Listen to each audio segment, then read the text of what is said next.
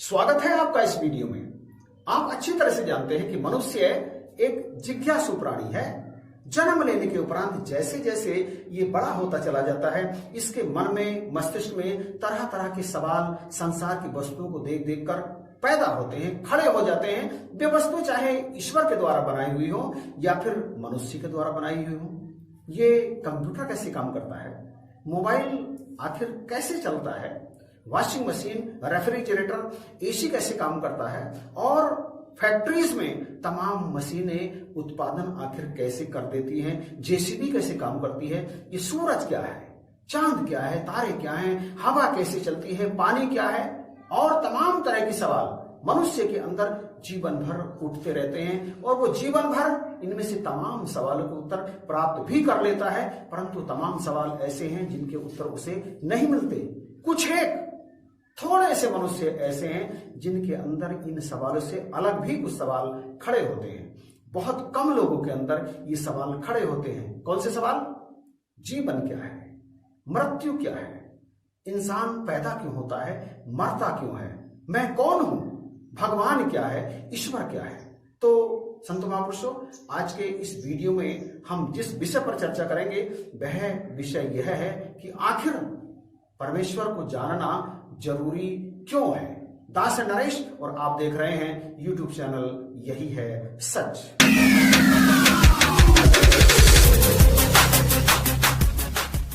मनुष्य जीवन का प्रथम और अंतिम लक्ष्य ही परमात्मा को जानना है, क्योंकि परमात्मा को जानने के उपरांत स्वतः ही सारे प्रश्न समाप्त हो जाते हैं। शौनक जी ने ऋषि अंगिरा जी से पूछा, महात्मन कस्मिन् भगवो विज्ञाते सर्वमिदं विज्ञातम भवतीति, क्या है वो जिसे जानने के उपरांत फिर कुछ और जानना शेष नहीं रह जाता।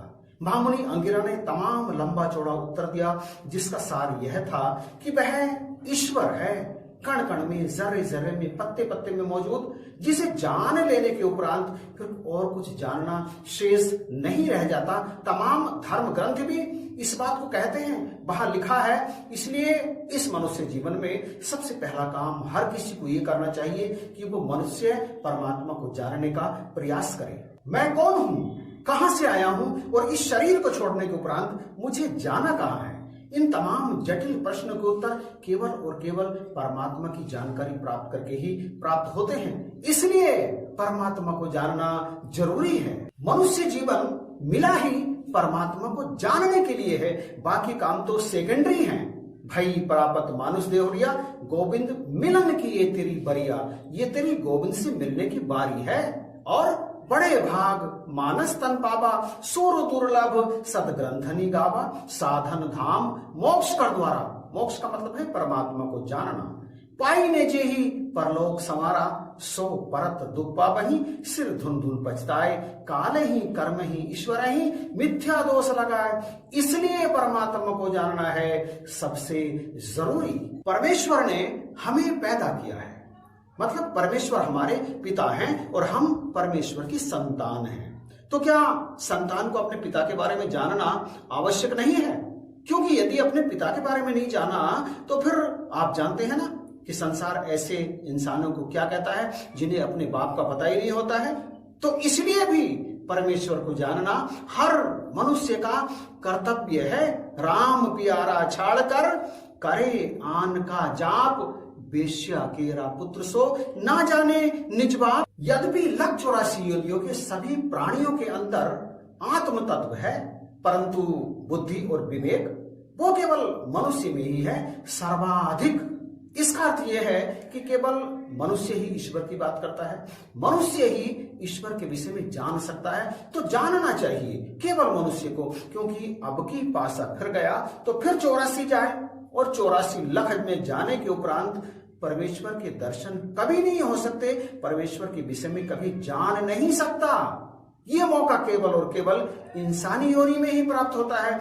इसलिए इंसान को परमेश्वर के बारे में जानना परम आवश्यक है। मनुष्य योनि सहित अन्य जितनी भी 184 योनियां हैं, सब में बहुत पीड़ा है, बहुत कष्ट है, बहुत दुख है।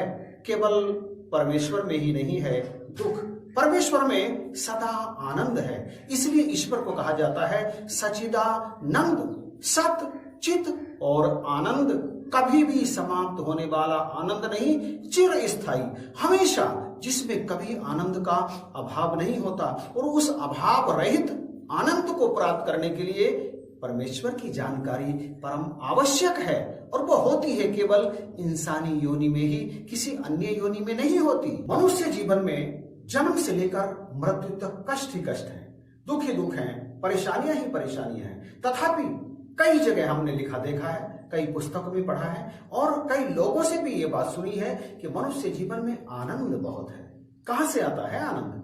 यद्यपि दुख ही देखने को मिलता है। तो बिल्कुल सच कहते हैं वो, परमेश्वर की जानकारी यदि हो जाती है तो वो दुखों से भरा हुआ जीवन आनंद से भर जाता है, कभी ना समाप्त होने वाला आनंद। इसलिए यदि आप चाहते हैं कि आपका जीवन सुखमय बीते, आपका जीवन आनंद से बीते, तो इसके लिए परमेश्वर को जानना है परम आवश्यक। मोक्ष की प्राप्ति के लिए परमेश्वर को जानना परम आवश्यक है।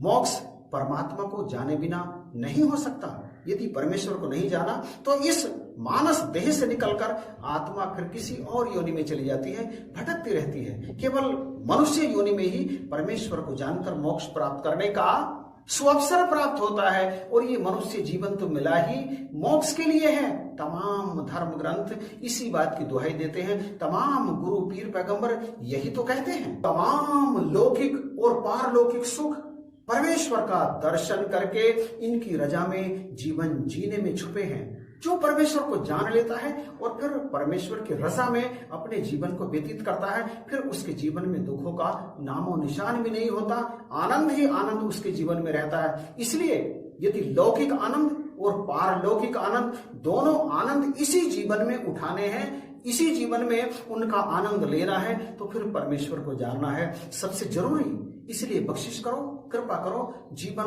गुजर रहा है, चला जा रहा है, एक एक दिन, एक एक पल घट रही है उम्र। इससे पहले कि सांसों की डोर टूट जाए, परमेश्वर को जान लीजिए। परमेश्वर को जानना ही इस जीवन का मोल डालना है। मनुष्य जीवन की कीमत डालना ही परमेश्वर का दीदार करना है। तो इस वीडियो में तमाम ऐसे कारण गिनाए गए हैं जिनकी वजह से परमेश्वर को जान लेना चाहिए। तो निश्चित रूप से जानिए परमेश्वर को और अपने इस जीवन को धन्य बना लीजिए।